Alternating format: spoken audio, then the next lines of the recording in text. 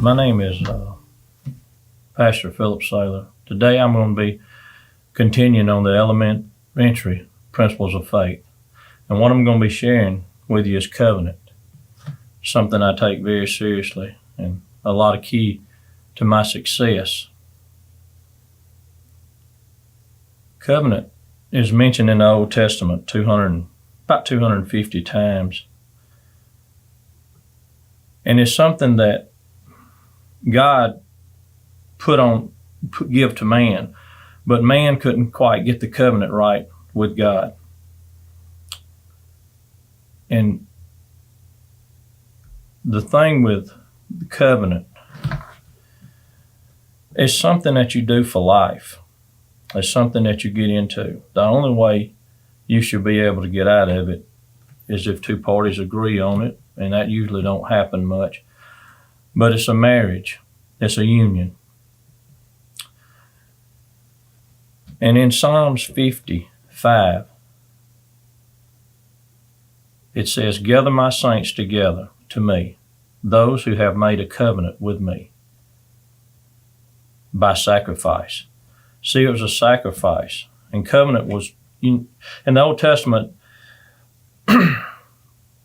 the covenant was made with blood, and it was through animals, and it was done yearly, and it was to get yourself right to continue on to the next year. And it was something that's kind of like, to me, like Catholicism, going before Padre and ask him to forgive sins. No man can forgive sins. They can forgive you. Only God can forgive sin. The only thing that matters is God forgiving you of your sin.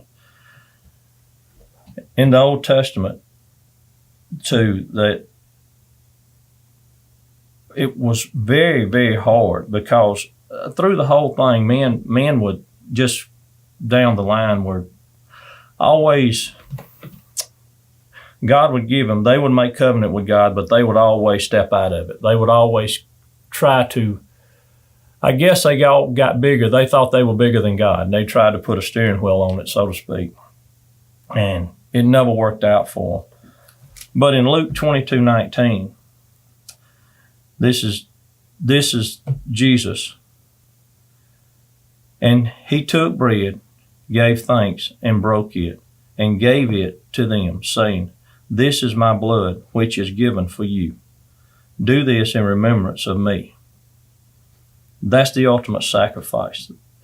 That's what Jesus done for us. He is our blood sacrifice. He is our covenant.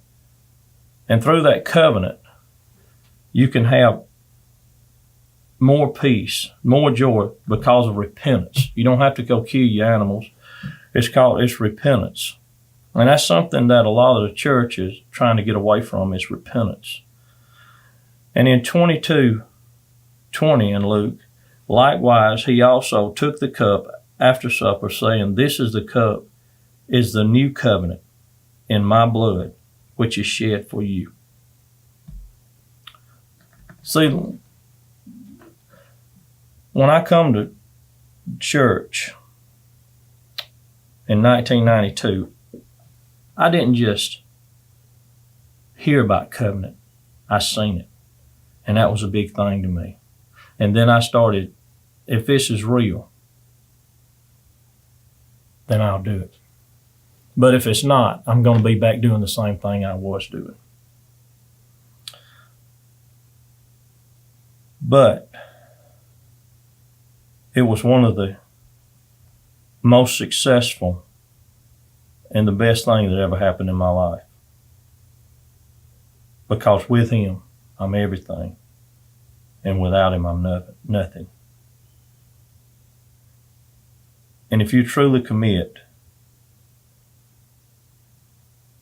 God can do anything in your life. He can do all things because he is God.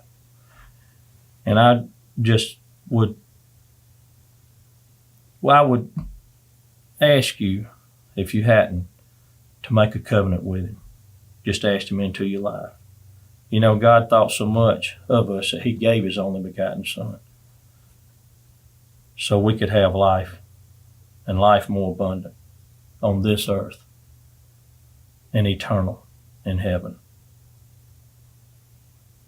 And today, make the decision. And don't let the grass grow under your feet, because you might not have tomorrow.